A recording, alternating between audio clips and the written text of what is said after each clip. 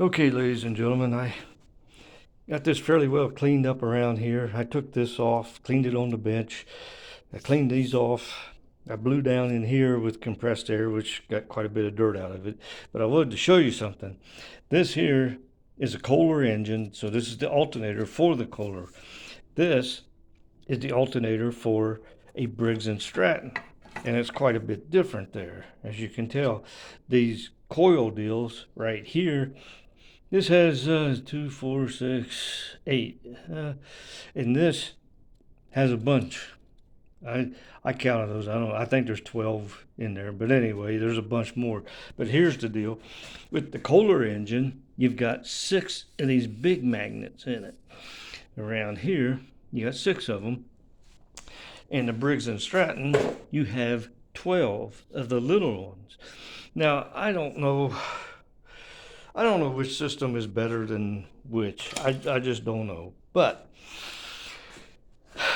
they both work, so that's all that matters. So anyway, I'm going to put my flywheel back on here, and this is another thing I found.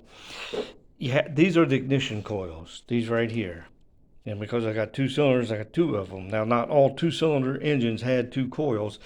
The original Briggs & Stratton opposing cylinder 2-cylinder engine, it had 1 coil, but 2 coil wires that came out of it to spark the spark plugs. And they both sparked at the same time each. And it didn't matter. One was for the power stroke and one was probably during the exhaust. It doesn't matter. But it worked. And that was actually a pretty doggone good engine. But these, you need a separate coil for each cylinder. This is considered cylinder number 1. This is considered cylinder number 2. Why they name it that way, I don't know. That's however they come up with it, that's how they come up with it. But anyway, I just wanted to show you some of the differences between the Briggs & Stratton charging system and the Kohler charging system. And as you can tell, it's got the little keyway right there. And then in the flywheel, you've got the hole for the keyway. So that just keeps everything in time and the whole bit. I mean, when you stop and think about it, it took quite a bit of engineering to come up with these little engines. And for them to last as long as they do and have as much reasonable power as they have, it's pretty doggone good. Like everything else, it could be improved upon.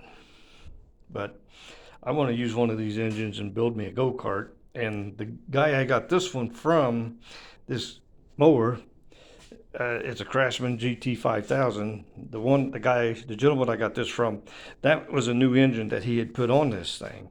And he has the original engine as well. And he said I could have it. So I'm thinking I might go ahead and put this engine on the 40-inch cut Murray that I've got, and then sell it, rebuild the other engine, and build me a go-kart out of it. That's my plan. I don't know if it's going to work. The one thing I do like about the Briggs & Stratton over these Kohlers, now, the way I understand it, Kohler did use some 2-barrel carburetors, but this one is just a 1-barrel carburetor. So I'm thinking I would much rather have a 2-barrel carburetor than a 1-barrel. They're not that difficult to modify, increase the fuel flow, etc. And that's actually not difficult to do.